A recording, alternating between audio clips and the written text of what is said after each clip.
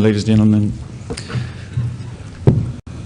Recruitment maneuvers have been progressively introduced in the management of ARDS patients on mechanical ventilations in the ICU.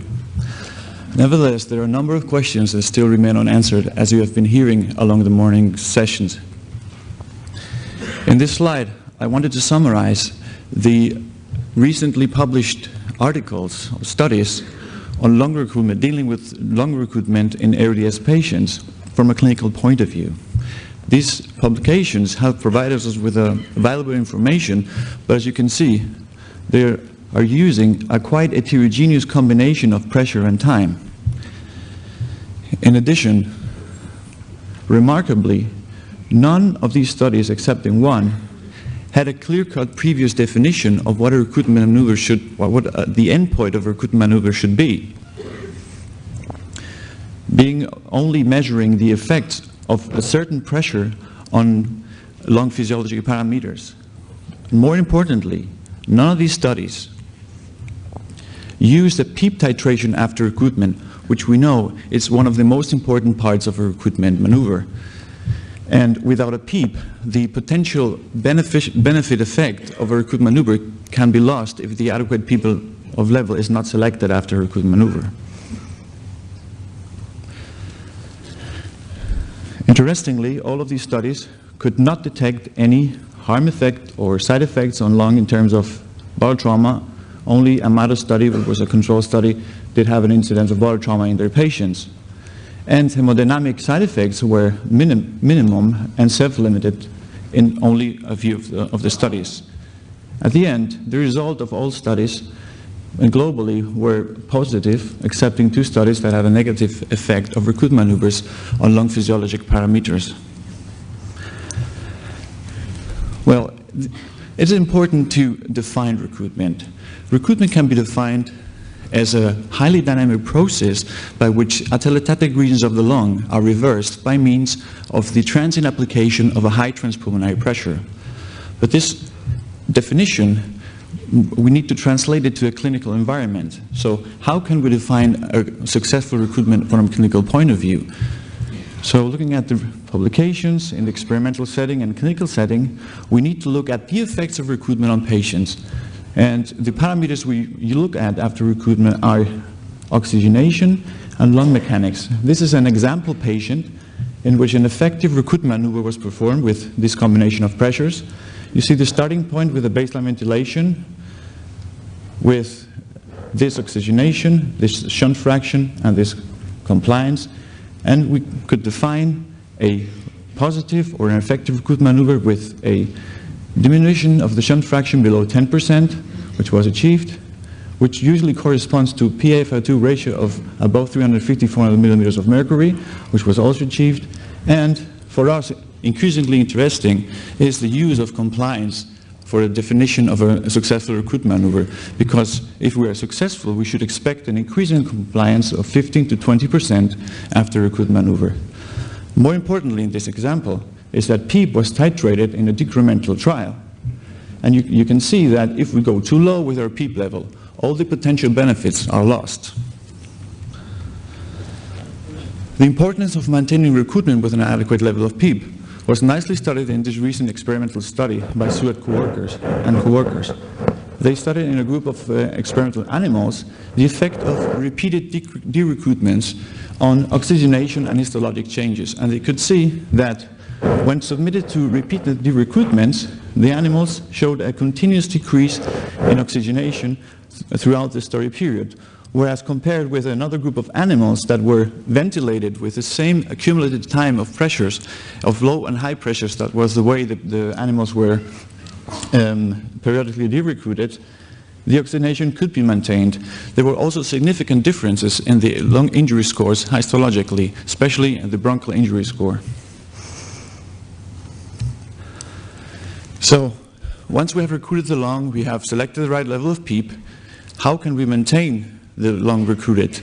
It is in a clinical setting, we know that the patients are continually disconnected from the ventilator for different purposes.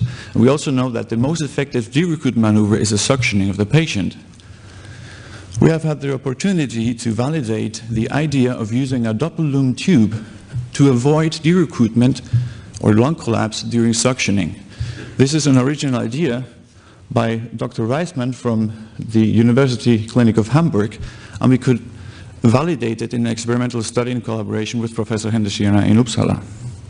So the principle is that the site of the pressure control in a pressure preset ventilation mode is shifted from the Y-piece to the tip of the double lumen tube inside the trachea by prolonging both limbs separately from the circuit from the Y-piece to the tip of the tube inside the trachea. So we actually can control the pressure inside the trachea with a ventilator.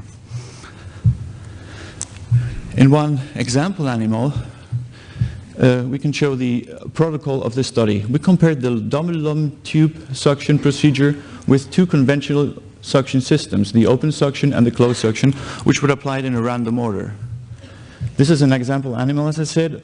Here we see the pressures. We always started with a recruit maneuver, recruited condition. We maintained the pressures for stabilization. Then the animal was deconnected, in this case for open suction. And a CT scan was also studied, taking a CT scan right before deconnection or before suctioning, right after suctioning, and after suctioning, but 5 minutes for equilibration after suctioning. So you can see that with the open suction, we had a fall to negative values of the pressures, the plateau and the PEEP pressures. And looking at the impact on oxygenation and mechanics and dynamic compliance, we can see that from a recruited state with high oxygenation, oxygenation fell, and after reconnecting, it reached a new plateau but below the previous level. And there was a much higher difference in the level of compliance. The next, the closed suction performed a little bit better. Oxygenation improved better. Compliance did not fall that much, and pressures did not fall until negative pressures. So here we're measuring intratracheal pressures from the ventilator. And finally, with the double lumen tube, after recruitment maneuver, disconnection, the PEEP level could be maintained, and there was no impact on oxygenation, and compliance did almost have no change with a complete suction maneuver. So how did this look at the CT scan? Again, with the three types of suctions. With the pre-intervention scan, we have a complete, fully recruited lung in the three groups.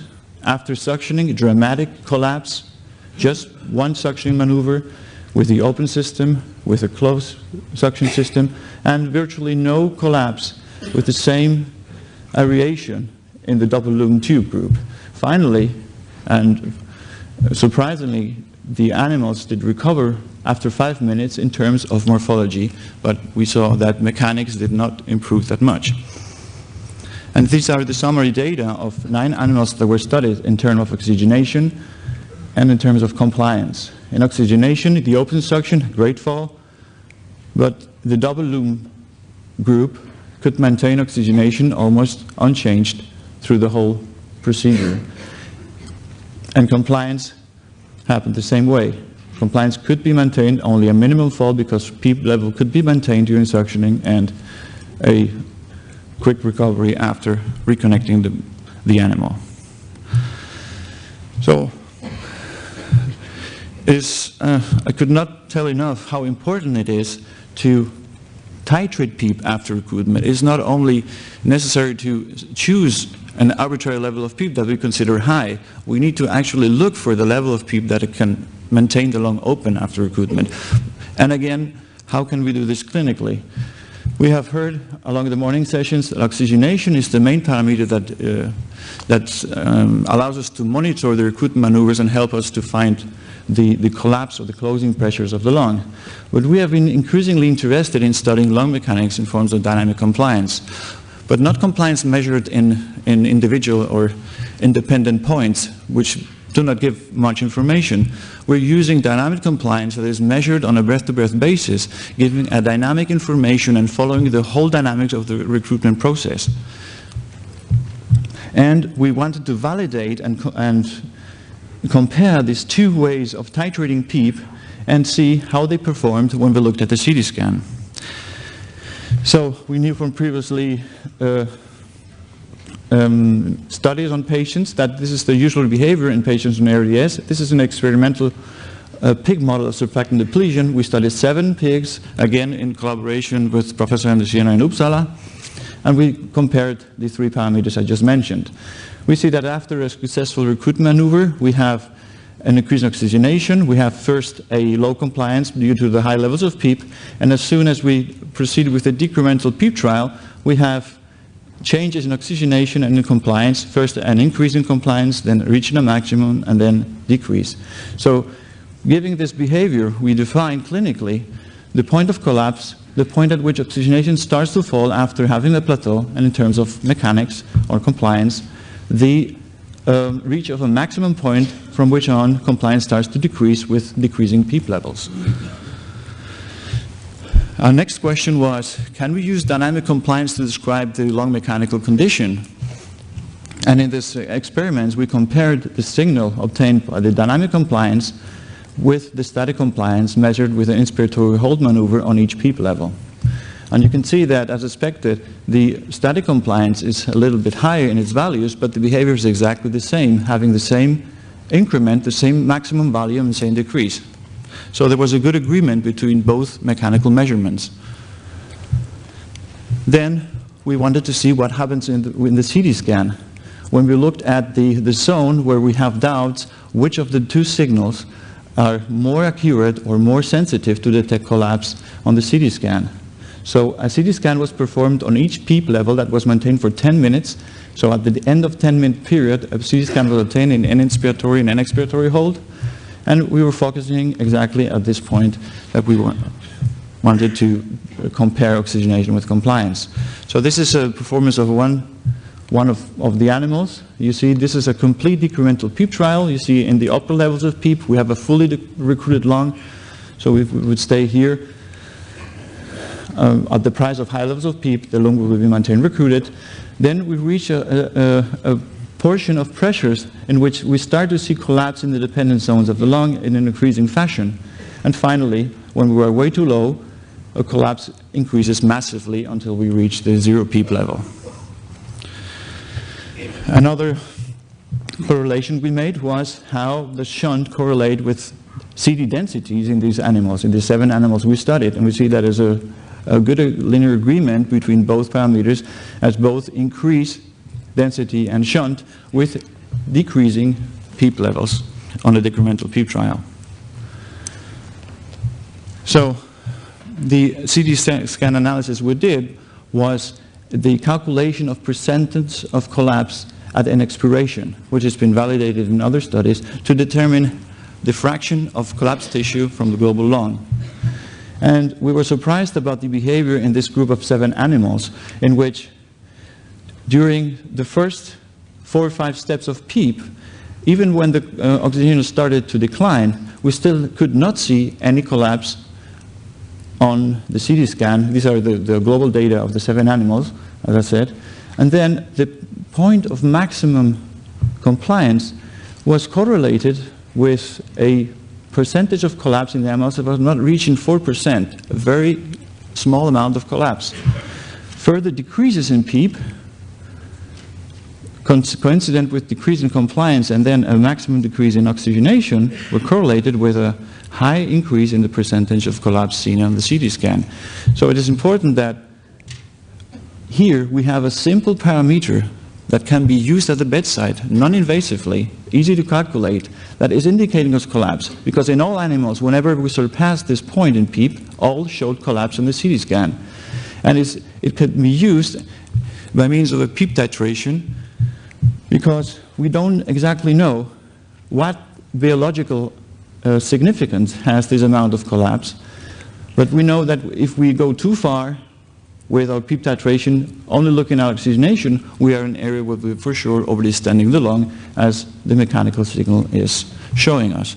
So I think lung compliance, at least in this group of animals, is a useful tool for titrate PEEP in the decremental PEEP trial for detecting lung collapse. Thank you very much.